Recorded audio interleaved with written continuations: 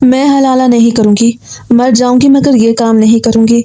मैंने दूसरी शादी से इनकार करते हुए कहा मगर मेरे बड़ों ने ज़बरदस्ती निकाहनामे पे दस्तखत ले लिए और एक फ़कीर बदहाल शख्स को मेरा दूसरा शौहर बना दिया ताकि वो मुझे एक रात के बाद तलाक दे दे और मैं वापस अपने पहले शौहर के पास चली जाऊँ। मगर मैं ऐसा नहीं चाहती थी, इसलिए अपने फ़कीर शौहर को लेकर रातों रात शहर से बाहर निकल गई। मैं परेशान थी, अब कहाँ रहेंगे कि उसी वक्त एक बड़ी गाड़ी हमारे सामने आके रुकी और ड्राइवर मेरे शौहर के सामने हाथ जोड़कर मेरी सास को लगने लगा कि मैं उनके बेटे को उनके खिलाफ कर रही थी और इससे उनकी शिकायतें कर रही थी कि वो मुझ पे जुल्म करती थी। पहले तो मेरी सास मुझसे बहुत मोहब्बत करती थी मगर फिर आहिस्ता आहिस्ता उनका रवैया मेरे साथ बदलने लगा। मैं जब ऑफिस से घर वापस आती थी वो मुझसे कोई ना कोई फरमाइश कर देती कि मैं उनके लिए परहेजी खाना बना के लाऊं क्योंकि उनको शुगर का मसला था। मैं हैरान होती कि मुलाजिम उनके लिए परहेजी खाना ही तो बनाते थे, फिर वो मुझे ऐसा करने के लिए क्यों कहती, जबकि मैं खुद ऑफिस से थकी हारी घर वापस आती थी। मगर मैं उनकी बात मान लेती और जैसे वो कहती वैसे ही करती। मगर उनसे ये भी बर्दाश्त नहीं हुआ तो वो खुद ही बदपरहेजी करने लगी और इल्ज़ाम मुझ पर लगा देती कि मैं ही उनका ख्याल नहीं रख रही थी और उनके लिए परहेजी खाना जानबूझ के नहीं बनाती थी।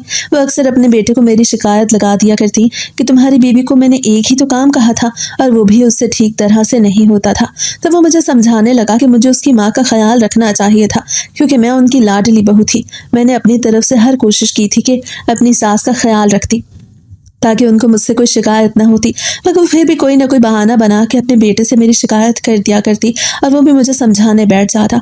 एक रोज़ जब मैं और मेरा शौहर ऑफिस से थके हारे वापस आए तो मेरी सास दर्द से कराह रही थी और मेरे शौहर को मेरी शिकायत लगाने लगी कि तुम्हारी बीवी शायद मुझे जान से ही मारना चाहती है, जो मेरे लिए परहेजी खाना बनाने के बजाय अपनी मर्जी का खाना बनाती है। उस दिन मेरे शौहर को मुझ पर बेतहाशा गुस्सा आया और वो मुझ पर चिल्लाने लगा। मुझे उसके रवैये पे बहुत ज़्यादा हैरानगी हो रही थी। मैं जानती थी कि मेरी सास को मेरा नौकरी करना पसंद नहीं था, मगर वो मेरे इस हद तक खिलाफ हो सकती थी कि अपने बेटे को मेरी झूठी शिकायतें लगाने लगी और जानबूझ कर उसको मेरे साथ लड़ने पे मजबूर कर रही थी। मेरी सास मुझे सख्त नापसंद करने लगी। उनको अपने उस फैसले पे पछतावा होने लगा कि उन्होंने अपने बेटे को मेरे साथ शादी करके बहुत बड़ी गलती कर दी थी, क्योंकि वो तो ऐसी बहू चाहती थी जो हर वक्त उनकी खिदमतें करती रहती, उनके पास बैठी रहती और उनकी हर बात मानती। मगर मैं भी मोहतात रहने लगी थी कि मेरे शौहर को मेरे खिलाफ कोई शिकायत ना लगाती। तब एक दिन मेरी सास ने मुझे एक बहुत बड़ी रकम दी और मुझे कहने लगी कि वो इस रकम से अपने बेटे के लिए एक नई गाड़ी खरीद के उसे तोहफे में देना चाहती हैं, इसलिए मैं इस रकम को अपने पास संभाल के रख लूँ, जब वो मुझसे मांगेंगी तब मैं उन्हें दे दूँ। मुझे लगा था कि शायद वो मेरी गलत फहमी थी, जो मैं उनसे बदजन हो रही थी कि वो मुझसे नफरत करती थी। मैं सोचने लगी थी कि शायद उनको मुझ पर भरोसा था, इसलिए उन्होंने मुझे इतनी बड़ी रकम संभालने के लिए दी थी। मैंने अपने दिल में आने वाले तमाम गलत फहमियों को ख़त्म कर से उनसे उस रकम को संभाल लिया। मैं बहुत खुश थी कि वो मुझ पर एतमाद करती थी, इसलिए उन्होंने वो रकम मेरे हवाले की थी। मगर मैं नहीं जानती थी कि उस वक्त मैंने अपनी सास से वो रकम अपने पास रख के बहुत बड़ी गलती कर दी थी। मेरी सास ने मुझे सख्ती से मना किया था कि मैं इस बारे में घर में किसी से भी कोई बात न करूं, वरना उनका सरप्राइज़ ख़राब हो जाएगा। मुझे उस रकम को अपने पास महफूज रखे 1 हफ्ता गुजर गया, मगर मेरी सास ने मुझसे दोबारा उस रकम का कोई जिक्र ही नहीं किया था। मगर एक दिन जब मैं ऑफिस से घर वापस आई तो घर में एक अजीब वावेला मचा हुआ था। मुझे उस वक्त कुछ समझ नहीं आई थी कि आखिर वो कैसा शोर था। मेरे घर में दाखिल होते ही मेरी सास मेरी तरफ भागती हुई आई और मुझसे पूछने लगी कि बताओ तुम्हारे पास वो इतनी बड़ी रकम कहाँ से आई। सास के मुंह से पैसों का जिक्र सुन मेरे औसान खता हो गए कि मुझसे कैसे बात कर रही थी। इससे पहले कि मैं कुछ कहती वो खुद ही कहने लगी, मैंने तुम पे भरोसा किया और तुमने हमारा ही यकीन तोड़ दिया। मुझे कुछ समझ नहीं आ रहा था कि आखिर वो किस बारे में बात कर रही थी। तभी वो सब घर वालों की तरफ देख के मुझे कहने लगी कि मैंने सिर्फ तुम्हें ही बताया था कि मैंने अपने बेटे को एक गाड़ी गिफ्ट करनी है। सिर्फ तुम ही जानती थी कि मैं अपने बेटे को उसकी सालगिरह का सबसे बड़ा तोहफा देना चाहती थी। इसके बावजूद भी तुमने मुझसे मेरी ये खुशी छीनने की कोशिश की। अगर तुम्हें पैसों की जरूरत थी तो तुम मुझसे मांग लेती, अपने ताया से कहती, लेकिन तुमने तो मेरा यकीन ही तोड़ दिया। तुमने वो पैसे ही चुरा लिए। मैं अपनी जगह पर साकित रह गई कि मेरी सास मुझ पे चोरी का इल्जाम लगा रही थी। मुझे तो किसी ने कुछ बोलने का मौका ही नहीं दिया था। सबकी नजरों में मेरे लिए शक था। ताया कहने लगे, नदीम की माँ बहुत दिनों से मुझे कह रही थी कि उसने घर में कुछ पैसे रखे थे मगर उसे मिल नहीं रहे। मैं उसे समझाता ही रह गया कि तुमने खुद ही कहीं रख दिए होंगे और अब भूल गई होगी, मगर वो सारे कमरे को कई बार देख चुकी थी और उसे वो मिल ही नहीं रहे थे। तब मैंने और मारिया के अब्बा ने मिलकर खुद ही सारे घर में वो पैसे ढूंढना शुरू किए कि आखिर घर से इतनी बड़ी रकम कहाँ जा सकती थी, क्योंकि मुलाजिम तो बहुत अरसे से हमारे घर में काम कर रहे हैं, उनको तो पैसों की ज़रूरत होती है तो वो खुद ही मांग लेते हैं। ताया मेरी तरफ देख के गुस्से से कहने लगे, तुम जानती हो कि हमें वो रकम कहाँ से मिली है? हमें वो रकम तुम्हारे ही कमरे में से मिली है। मैंने सबको यकीन दिलाने की कोशिश की कि मैंने कोई चोरी नहीं की थी, बल्कि ताई ने वो पैसे खुद मेरे हवाले किए थे। इससे पहले कि मैं कुछ और कहती, मेरे शौहर ने आगे बढ़ के मेरे मुंह पे एक जोरदार थप्पड़ मारा और मुझे कहने लगा, तुम शर्म नहीं आती जो तुम मेरी माँ पे झूठ बोलने का इल्जाम लगा रही हो? तभी मेरी सास कहने लगी, तुम कह रही हो कि वो पैसे मैंने खुद तुम्हारे हवाले किए। अगर ऐसा है तो कोई तो गवाह होगा जिससे देखा होगा कि मैंने वो रकम खुद तुम्हें दी थी। किसी मुलाजिम ने या तुम्हारे अपने माँ बाप ने ही किसी ने तो देखा होगा कि मैंने अपने हाथों से तुम्हें वो पैसे दिए। मगर मैं अपनी जगह से हिल नहीं सकी थी, क्योंकि मैंने तो किसी को उनके पैसों के बारे में कुछ बताया ही नहीं था।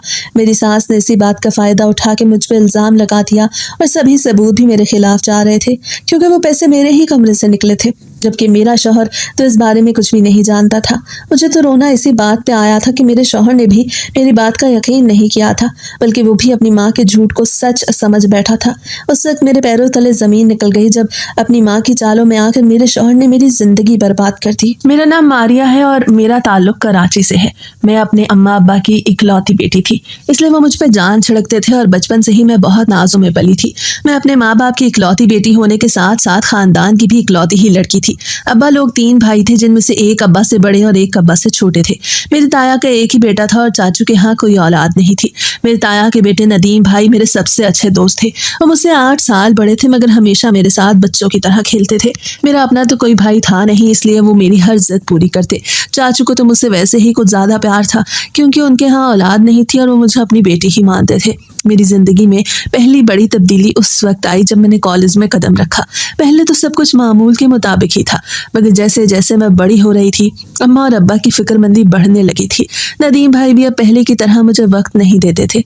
वो तो खुद यूनिवर्सिटी जा रहे थे, जहाँ उनकी अपनी एक जिंदगी थी। पहले तो वो मेरा हर काम करते थे, मगर फिर तो उनके पास मेरे लिए भी वक्त ही नहीं था।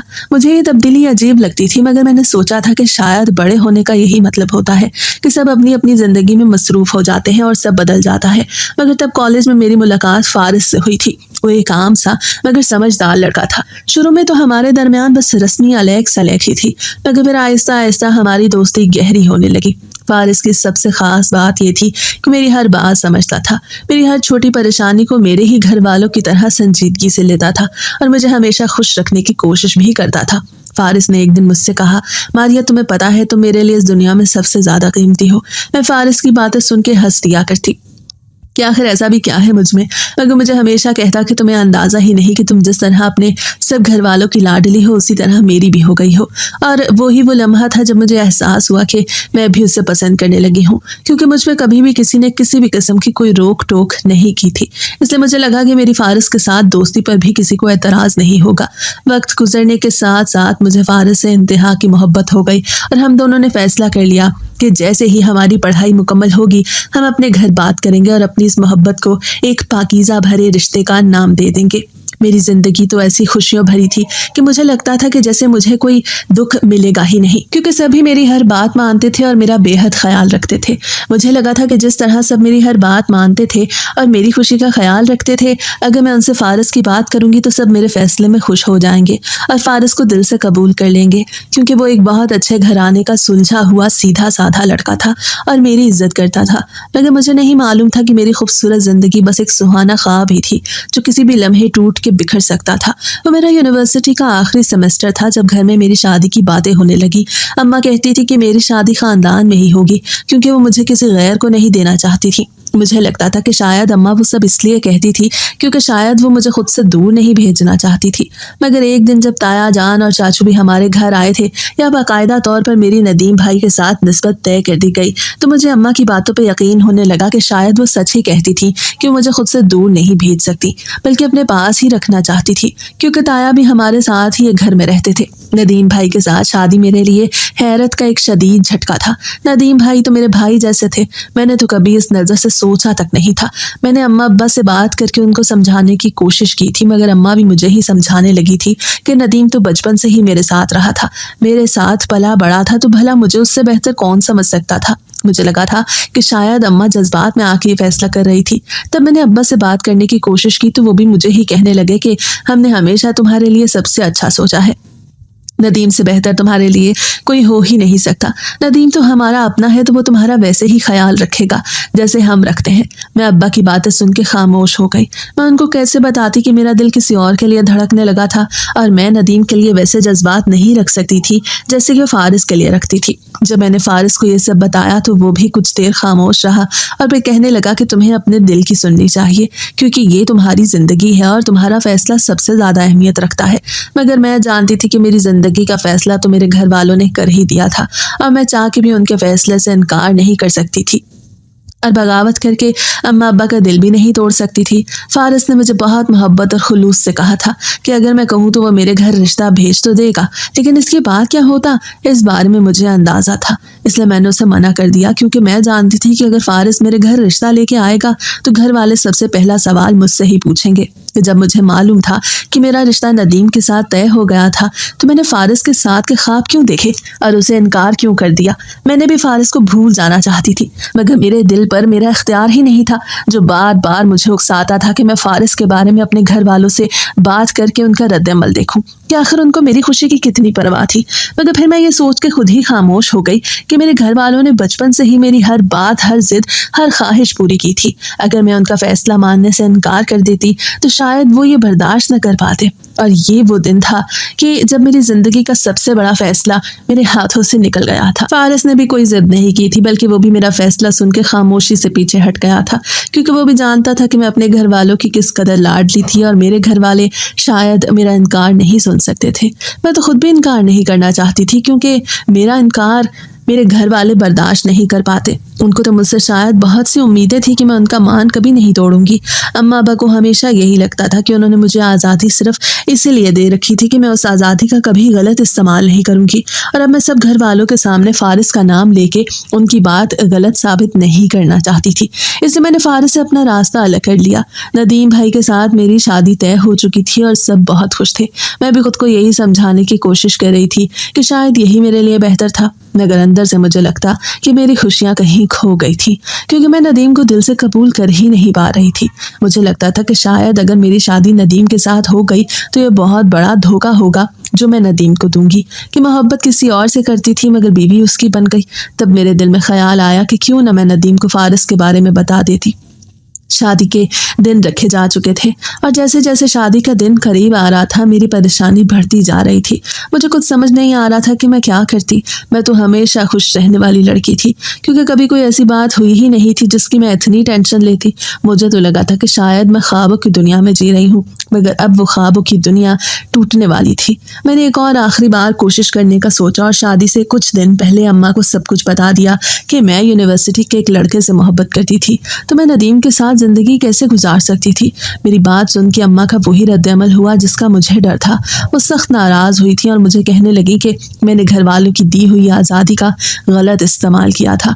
उन्होंने मुझे इतनी आज़ादी इसलिए नहीं दी थी कि मैं अपनी पसंद का लड़का ढूंढती फिरती, बल्कि अगर मैं उनके खानदान की इकलौती लड़की थी तो वो मुझे किसी भी सूरत खानदान से बाहर भेजने को तैयार ही नहीं थी। मैंने अम्मा को समझाने की बहुत कोशिश की कि फारिस एक अच्छा लड़का है, वो कम से कम मुझसे एक बार मिल तो लेते, उसको जानने की कोशिश तो करते। मगर अम्मा ने मुझे ये कह के खामोश करा दिया कि फारिस जैसा भी था उनको इस बात से कोई फ़र्क नहीं पड़ता था, बल्कि फ़र्क पड़ता था तो सिर्फ इस बात से कि वो उनके ख़ानदान का लड़का नहीं था। और अगर बाहर का कोई लड़का आके मुझे धोखा दे देता या मेरे साथ कोई नाइंसाफ़ी कर जाता तो इसका जिम्मेदार कौन होता। मैंने डरते डरते माँ से कहा था कि अगर यही बात मैं नदीम के बारे में कहूँ तो उनका क्या रद्द-ए-अमल होगा। नदीम भी तो हो सकता था कि मेरे साथ कुछ गलत कर जाता और मेरे लिए अच्छा हम सफ़र साबित ना होता, तब हम क्या कर सकते थे। अम्मा को एकदम से गुस्सा आ गया और वो कहने लगी नदीम ऐसा नहीं करेगा, क्योंकि वो अपना था। बकौल उनके अगर अपना मारेगा भी तो छाव में ही मारेगा। अम्मा ने मुझे खामोश करवा दिया और सख्ती से मना कर दिया कि मैं फारिस का नाम कभी भी अपनी ज़ुबान पे ना लाऊं, क्योंकि मैं तो नदीम की दुल्हन बनने जा रही थी। नदीम भाई हमेशा की तरह मेरा ख्याल रखने वाले थे, मगर मैं उन्हें वो मोहब्बत नहीं दे सकती थी जो वो शायद मुझसे चाहते थे। मुझे आदत थी कि मैं शुरू से नदीम को भाई ही कहती थी, इसलिए शादी हो जाने के बाद भी मुझे बहुत मुश्किल पेश आई थी। जब भी मेरे मुंह से उनके लिए भाई निकलता तो ताई अम्मा मुझे सख्त नज़रों से घूरती। अब भला इसमें मेरी क्या गलती थी? अगर घर वालों ने मुझे ख़ानदान में ही रखना था और मेरी शादी नदीम से ही करवानी थी तो कम से कम मुझे पहले ही बता दिया होता, ताकि मैं किसी और के साथ दिल न लगाती और नदीम के लिए पहले से मेरे दिल में मोहब्बत होती। मुझे बहुत वक्त लगा था नदीम को दिल से कबूल करने में, क्योंकि फ़ारिस को भूलना मेरे लिए बहुत मुश्किल था। मेरा और फ़ारिस का 6 साल का साथ था जिसको भूलना बहुत मुश्किल था, मगर मैं जानती थी कि इसमें मेरी और मेरे अम्मा अब्बा की भलाई थी। मैं फ़ारिस को भूल के नदीम के साथ अपनी नई जिंदगी का आगाज करती, इसलिए मैंने भी नदीम को ही अपनी किस्मत समझ के कबूल कर लिया। नदीम से मेरी शादी हो तो गई, मगर मेरे दिल में अब भी फ़ारिस की यादें बसी हुई थी। नदीम मुझे अक्सर कहता कि मैं जानता हूँ कि तुम अभी इस रिश्ते को कबूल नहीं कर पाई हो, अगर तुम्हें वक्त चाहिए तो मैं तुम्हें वो वक्त दूंगा। उसकी ये बात मेरे दिल में उतर गई। वो मेरे साथ ज़बरदस्ती नहीं करना चाहता था, बल्कि मुझे अपनी मर्जी से इस रिश्ते को कबूल करने का मौका देना चाहता था। मैंने दिल में फैसला कर लिया कि मैं माजी को पीछे छोड़ने की पूरी कोशिश करूंगी, मगर ये इतना आसान नहीं था। मैं जानती थी कि वो सब कुछ माजी का हिस्सा था, मगर दिल को समझाना बहुत मुश्किल था। नदीम को लगता था कि शायद मेरे लिए वो बहुत मुश्किल फैसला था कि मैं उसको सारी जिंदगी अपना भाई समझती आई थी, और घर वालों ने मेरी उसके साथ शादी कर दी थी, इसलिए वो मुझे वक्त दे रहा था, बल्कि मेरी छोटी छोटी खुशियों का ख्याल रख रहा था। मुझे ज़बरदस्ती अपनी बीवी बनाने के बजाय मेरा दोस्त बनना चाहता था। मैंने कभी सोचा भी नहीं था कि नदीम मुझसे इतनी ज़्यादा मोहब्बत करेगा। मैंने तो तसव्वुर किया था कि वो भी आम लड़कों की तरह ही होगा जो अपनी बीवी पे अपनी मर्जी थोपते हैं, मगर वो ऐसा नहीं था। वो वाकई मुझे वक्त देना चाहता था, वो मुझसे सच्ची मोहब्बत करता था। आहिस्ता आहिस्ता उसकी मोहब्बत मेरे दिल में जगह बनाने लगी। जिस तरह से नदीम मेरा ख्याल रखता था, मुझे ऐसा लगता था जैसे वो पहले से ही मुझे पसंद करता था और मेरे साथ शादी भी करना चाहता था।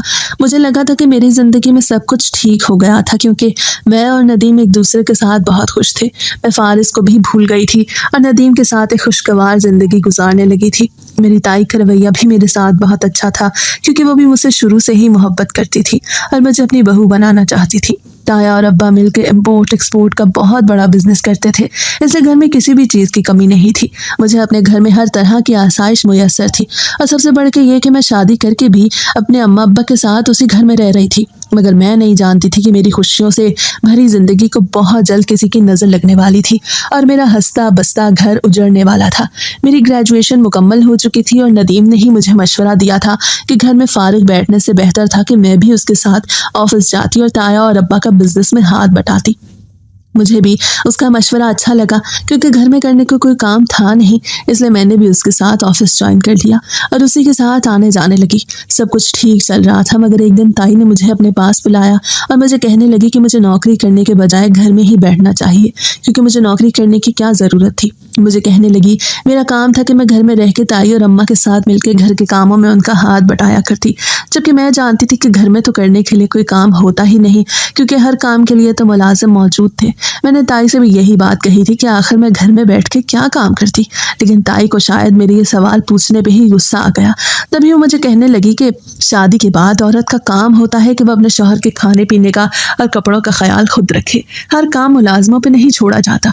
मैं खामोश हो गई, मगर मैंने इस बारे में नदीम से बात की कि ताई नहीं चाहती कि मैं बिजनेस में उनकी मदद करूं, बल्कि वो तो ये चाहती है कि मैं रिवायती बहुओं की तरह घर बैठ के बस घर के काम करती रहूं। नदीम मेरी बात सुन के सोच में पड़ गया। उसने मुझे बताए बगैर ही ताई से इस बारे में बात की कि जब घर में हर काम के लिए मुलाजिम मौजूद थे तो मेरा घर में रुकना इतना ज़रूरी नहीं था, इसलिए वो मुझे नौकरी करने से मना न करती। और उसी दिन से ताई के दिल में मेरे लिए नफरत का पौधा उगना शुरू हो गया। वो हर दिन मेरी और नदीम की किसी न किसी बात पर लड़ाई करवाने लगी, मगर एक दिन उन्होंने सब घर वालों के सामने मुझ पर बहुत बड़ी चोरी का इल्ज़ाम लगा दिया। जब मैंने अपने बचाव में कुछ कहना चाहा तो नदीम ने मुझे ये कह के खामोश करवा दिया कि क्या मैं की माँ को झूठा कह रही थी।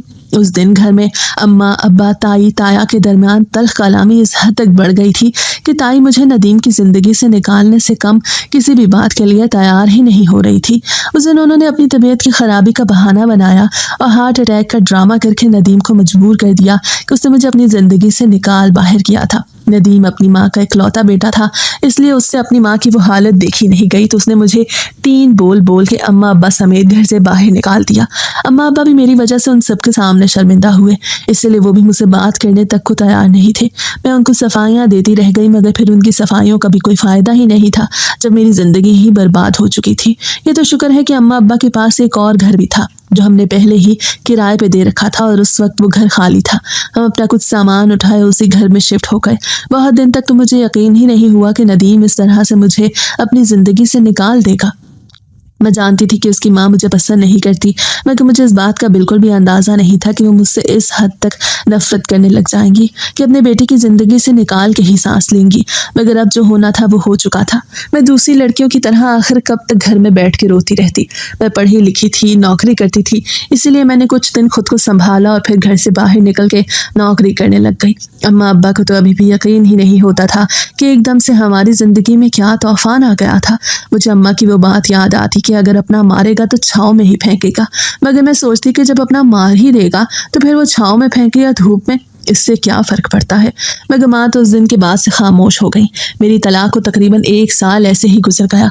जब एक दिन ताया हमारे घर आए तो उनको देख के मुझे लगा कि शायद वो जायदाद की कोई बात करने आए थे, क्योंकि बहुत दिनों से हमारे घर में यही मामला चल रहे थे कि तीनों भाई अपना अपना हिस्सा आपस में बांट लेते। इसीलिए मैं खामोशी से अपने कमरे में जाने वाली थी जब ताया ने मुझे आवाज़ दी और मेरे सामने हाथ जोड़ के माफ़ी मांगने लगे। मुझे कहने लगे, हम सबको इस बात का इल्म हो गया है कि तुम्हारी ताई ने तुम पे झूठा इल्ज़ाम लगाया था, क्योंकि एक दिन बैठे बैठे मैंने खुद ही घर का कैमरा चेक किया और उस कैमरे में साफ देखा जा सकता था कि तुम्हारी ताई ने वो रकम खुद तुम्हारे हवाले की थी। वो सब देखने के बाद मैंने और नदीम ने तुम्हारी ताई से बहुत झगड़ा किया, इसलिए अब हम शर्मिंदा हैं और तुम्हें अपने घर वापस ले जाना चाहते हैं। मगर हैरान की तो मुझे ताया की इस बात पे थी कि जब मेरी और नदीम की तलाक ही हो चुकी थी तो मैं भला उसकी ज़िंदगी में कैसे जा सकती थी। मगर ताया ने तो बहुत ढिठाई से इस मसले का हल भी पेश कर दिया। वो कहने लगे कि हम अपनी मारिया का हलाल करवा लेंगे और उसे नदीम की ज़िंदगी में वापस ले आएंगे। आखिर वो हमारे घर की, हमारे ख़ानदान की इकलौती लड़की है, हम उसको ख़ानदान से बाहर बिल्कुल भी नहीं जाने देंगे। मैं तो ताया की बातें सुन सुन के हैरान हो रही थी कि आखिर वो मुझसे चाहते क्या थे। जब उनका दिल चाहा उन्होंने अपनी मर्जी मेरे सर पे थोप के अपने बेटे से मेरी शादी करा दी। जब उनकी बीवी का दिल चाहा उन्होंने मुझे बेइज्जत करके मेरे माँ बाप समेत मुझे घर से बाहर निकाल दिया। और अब अगर उनको अपनी गलती का एहसास हो ही गया था तो वो बजाय शर्मिंदा होने के मुझे एक बार फिर अपने घर वापस ले जाना चाहते थे। मैंने साफ इनकार कर दिया था कि मैं ऐसा कुछ नहीं करूँगी। मगर अब्बा ने मेरे सामने हाथ जोड़ के मुझे एक बार फिर इज्जत का वास्ता दिया था कि मैं तो तलाक याफ्ता थी, आखिर कौन मुझसे शादी करेगा। मैं सारी ज़िंदगी अकेले तो नहीं गुजार सकती थी, इसलिए मैं उनकी बात मान ली थी। मगर मसला ये था कि मुझसे शादी करने के लिए कौन तैयार होता, और वो भी सिर्फ एक रात के लिए, क्योंकि मैं तो दूसरी शादी कर ही सिर्फ हलाले के लिए रही थी, जबकि मैं इस बात पर बिल्कुल भी तैयार नहीं थी। तब अम्मा को फ़ारिस की याद आई। वो जो पहले मेरी मोहब्बत था वो मुझे कहने लगी, क्यों ना मैं फ़ारिस से बात करूँ, वो तो मुझसे मोहब्बत करता था, वो तो मेरी बात मान ही लेगा। आखिर वो मेरी खुशी के लिए इतना तो नहीं कर सकता था। फ़ारिस का नाम सुन के मुझे तो अम्मा पे बेतहाशा गुस्सा आया कि वो मेरी मोहब्बत की तौहीन क्यों कर रही थी, मगर मैंने कुछ सोच के फ़ारिस के साथ शादी के लिए हामी भर ली थी। मेरा इकरार सुन के ताया बेहद खुश हुए। फ़ारिस को मैंने बुलाया तो वो मुझसे मिलने भाग आया। मुझे ये जान के बेहद खुशी हुई कि उसने अभी तक शादी नहीं की थी। शायद वो अभी तक मेरे इंतज़ार में था और उसका इंतज़ार ज़ाया भी नहीं गया था। उसको मैंने पहले ही सब कुछ बता और समझा चुकी थी। फ़ारिस और हमारे घर के स्टेटस में तो ज़मीन आसमान का फ़र्क था। वो एक मामूली से बैंक में नौकरी करता था, मगर मुझे हैरानी तो इस बात पे थी कि उस वक्त ताया और अब्बा को वो स्टेटस ही नज़र नहीं आया जिन्होंने सारी ज़िंदगी ज़्यादा से कम पे बात ही नहीं की थी। अब वो मेरी हर बात मानने के लिए तैयार थे, क्योंकि मैं उनके बेटे की ज़िंदगी में वापस जो जा रही थी। वो दिन भी आया जब मेरा और फ़ारिस का सादगी से निकाह हो गया। और दूसरी तरफ ताई ने एक बार फिर से नदीम की शादी की तैयारियाँ शुरू कर दी। सबको लगा कि मैं उस घर में वापस चली जाऊँगी, मगर मैं सोच चुकी थी कि मुझे क्या करना था, और फ़ारिस भी मेरा साथ देने को तैयार था। निकाह के चंद घंटे बाद ही हम दोनों ने वो शहर हमेशा के लिए छोड़ दिया। फ़ारिस को वापस अपनी ज़िंदगी में पाके मैं बेहद खुश थी। मुझे लगता था कि मेरा सब्र रायगा नहीं गया, बल्कि उस सब्र के बदले फ़ारिस की शक्ल में मुझे इनाम मिला था। फ़ारिस जानता था कि नदीम से शादी मैंने सिर्फ और सिर्फ घर वालों की इज्जत और खुशी की खातिर ही की थी। वो ये सब भी जानता था कि नदीम ने मुझे अपनी माँ के मजबूर करने पे तलाक दी और वो अब एक बार फिर मुझे अपनाना चाहता था, और मुझे मेरे घर वाले फ़ारिस का इस्तेमाल करके मुझे वापस नदीम की ज़िंदगी में भेजना चाहते थे, जबकि फ़ारिस अब की बार अपनी मोहब्बत बिल्कुल भी कुर्बान नहीं करना चाहता था। और ना ही मैं ऐसा चाहती थी। उस वक्त हमारे पास रहने के लिए कोई ठिकाना नहीं था, क्योंकि फारिस मुझे अपने घर ले जाता तो मेरे घर वाले वहां पहुंच जाते। इसलिए हम अपने घर वालों से दूर एक अजनबी शहर में खुली छत के नीचे थे। उस वक्त मुझे अपने फैसले पे कोई शर्मिंदगी या पछतावा नहीं था, बल्कि मैं खुश थी कि मुझे अपनी मोहब्बत मिल गई। मगर मुझे डर इस बात का था कि अगर नदीम को इस बारे में मालूम हो जाता कि मैं उसके साथ हलाला करने के लिए तैयार नहीं थी, तो उसका रद्द-ए-अमल कैसा होता, क्योंकि आखिर थी तो मैं उसी के खानदान की लड़की, और वो भला मेरी बगावत कैसे बर्दाश्त कर सकता था। मैं और फारिस वो सारी रात एक होटल में अपने घर वालों से छुप के बैठे रहे। हम सोच रहे थे कि अब हमें क्या करना था। अगले सुबह फारिस और मैं होटल से निकले ताकि हम किसी नौकरी का और अपने ठिकाने का बंदोबस्त कर सकते। इससे पहले कि हम कहीं जाते, एक बड़ी सी गाड़ी आके हमारे सामने रुकी। उस गाड़ी को देखते ही मैं फौरन पहचान गई कि वो गाड़ी किसकी थी। वो गाड़ी भला नदीम के अलावा और किसकी हो सकती थी। मगर मुझे हैरानी इस बात पे थी कि आखिर उसे हमारे बारे में मालूम कैसे हुआ कि हम कहाँ थे, जबकि इस बारे में तो सिर्फ और सिर्फ फारिस की माँ को मालूम था। मैंने डर के फारिस का बाजू थाम लिया और उसके पीछे छुप गई। तभी नदीम गाड़ी से निकला और हमारे सामने आके खड़ा हो गया। मैं डर गई थी। मुझे लग रहा था जैसे एक बार फिर से नदीम और मेरे घर वाले मुझे अपनी मोहब्बत से फारिस से छीन लेंगे। नदीम हमारे सामने आया तो उसके चेहरे के तासुरात अजीब से थे। मुझे दूर से ही महसूस हो रहा था कि उसकी आंखों में अजीब सी नमी थी। मैंने भी उसके साथ 8 महीने गुजारे थे। उसको समझा था, उसको जानती थी, शायद उससे मोहब्बत की थी। तभी मुझे उसकी कैफियत का अंदाजा हो रहा था कि जैसे वो कई रातों से जाग रहा था। वो हमारे सामने आया, 2 कदम फासले पे रुका और फिर एक गहरा सांस लेके कहने लगा, मारिया, अब तुम्हें मुझसे या किसी से डरने की और छुपने की जरूरत नहीं। उसके वो अल्फाज सुन के जैसे मेरे इर्द गिर्द की दुनिया चंद लम्हों के लिए साकित हो गई थी। ना फारिस बोल सका ना मैं। हम दोनों एक दूसरे को देखने लगे, क्योंकि ये वो जुमला था जिसकी तवक्को हमने सबसे कम की थी। मुझे लगा था कि शायद डर मेरे हवासों पे सवार था और मैंने गलत सुना। मगर तभी वो कहने लगा, अगर मुझे जरा सा भी अंदाजा होता कि तुम पहले भी मुझसे शादी नहीं करना चाहती थी, बल्कि फारिस को पसंद करती हो, तो तुम दोनों एक दूसरे के बगैर जिंदा नहीं रह सकते, तो मैं कभी भी तुमसे शादी की ख्वाहिश नहीं करता। मैं हैरान रह गई। मुझे लगेगा वो गुस्सा करेगा, मुझे डराएगा, धमकाएगा, मगर यहाँ तो वो अपनी उस गलती का एतराफ कर रहा था जो शायद उसने की भी नहीं थी। उस दिन वो बस बोलता जा रहा था और मैं और फारिस चुपचाप बस उसे सुनते जा रहे थे। मुझे बार बार कह रहा था कि मैं कम से कम उसे तो अपने दिल की बात बता ही सकती थी। वो तो मुझसे गिला कर रहा था कि मैं तो बचपन से ही उसको अपने दिल की हर बात बताती आई थी, तो फिर भला मैंने उसको कभी फारिस के बारे में क्यों नहीं बताया। मैंने तब भी उसको फारिस के बारे में क्यों नहीं बताया जब हमारी शादी की बात हो रही थी। मुझे तो यही लगा था कि अगर मैं नदीम को फारिस के बारे में कुछ बताती तो शायद वो भी अम्मा की तरह मुझे खामोश करवा देता। मगर उस वक्त मेरे सामने जो नदीम खड़ा था वो घर का बड़ा बेटा नहीं, बल्कि मेरा वही दोस्त था जिससे मैं बचपन से अपने दिल की हर बात करती आई थी। वो मेरी खातिर हर एक से लड़ लेता था। मुझे कहने लगा कि अगर मैं उसको फारिस के बारे में पहले ही बता देती तो उसी वक्त खुद मुझसे शादी करने से साफ इनकार कर देता और खुद मेरी शादी फारिस से करवाता, बल्कि मेरे लिए वो घर वालों से भी लड़ जाता, क्योंकि वो सिर्फ मेरी खुशी चाहता था। अगर उस वक्त मैं उसे वो सब कुछ बता देती तो शायद मुझे वो सब तकलीफें बर्दाश्त न करना पड़ती जो मैंने इस घर में रह के की थी, और शायद अब भी घर वालों के दबाव में आके उसी अजियत भरी जिंदगी में वापस चली जाती। फिर वो कुछ देर खामोश रहा, शायद अल्फाज तलाश कर रहा था। फिर कहने लगा कि मुझे बहुत देर में सच्चाई का पता चला कि तुम अपनी यूनिवर्सिटी के दोस्त को पसंद करती थी और उसी से शादी भी करना चाहती थी। मुझे तो शायद अब भी इल्म ना होता कि तुम किसी को पसंद करती थी। वो तो मैंने ही चाची से पूछा कि आखिर वो कौन है जो तुमसे एक रात के लिए निकाह करने के लिए तैयार हो गया। तब चाची ने ही मुझे फारिस के बारे में बताया कि वो यूनिवर्सिटी में तुम्हारे साथ पढ़ता था और तुम्हें पसंद करता था। तुम दोनों एक दूसरे के साथ शादी करना चाहते थे, मगर तुम्हें घर वालों ने इस कदर मजबूर कर दिया कि तुम बजाय अपनी पसंद का इजहार करने के जबरदस्ती मेरे साथ शादी करने के लिए तैयार हो गई। घर में तो अब भी सारे ऐसा ही चाहते थे कि जबरदस्ती तुम्हें मेरे साथ मुंसलिक कर देते। मगर मारिया, क्या तुम मुझे जानती नहीं कि मैं सबसे मुख्तलिफ हूँ? तुम एक बार मुझे बताती तो सही कि तुम्हारे दिल में क्या था। अगर मैं तुम्हारी बात ना मानता, घर में तुम्हारी खुशी का ख्याल ना करता, तब तुम क्या करती? क्या तुम एक बार फिर से अपनी मोहब्बत को कुर्बान करके मेरी जिंदगी में शामिल हो जाती? क्या तुम सारी जिंदगी मेरे साथ खुश रह भी सकती थी? नदीम बोलता जा रहा था और आंसू मेरे गालों पे बहते जा रहे थे। उस वक्त मुझे ये एहसास हुआ कि काश मैं नदीम को पहले ही सब कुछ बता देती। वो तो मेरा बहुत अच्छा दोस्त था। वो तो मेरी खातिर मेरी बहुत सी गलतियों को सब घर वालों से छुपाता आया था। उसने हमेशा मुझे अम्मा अब्बा की डांट से बचाया था।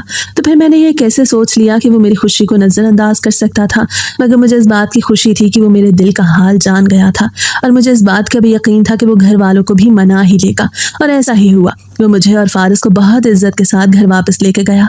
ताई ने मुझे देखते ही गले से लगाया और एक बार फिर मुझ पे लगाए जाने वाले उस इल्ज़ाम की माफ़ी मांगने लगी जो उन्होंने मुझ पे लगाया था। किसी को भी मुझसे कोई गिला नहीं था, किसी को मुझसे कोई शिकायत नहीं थी, बल्कि सब खुश थे कि मैंने फारिस को अपनाने का फैसला किया।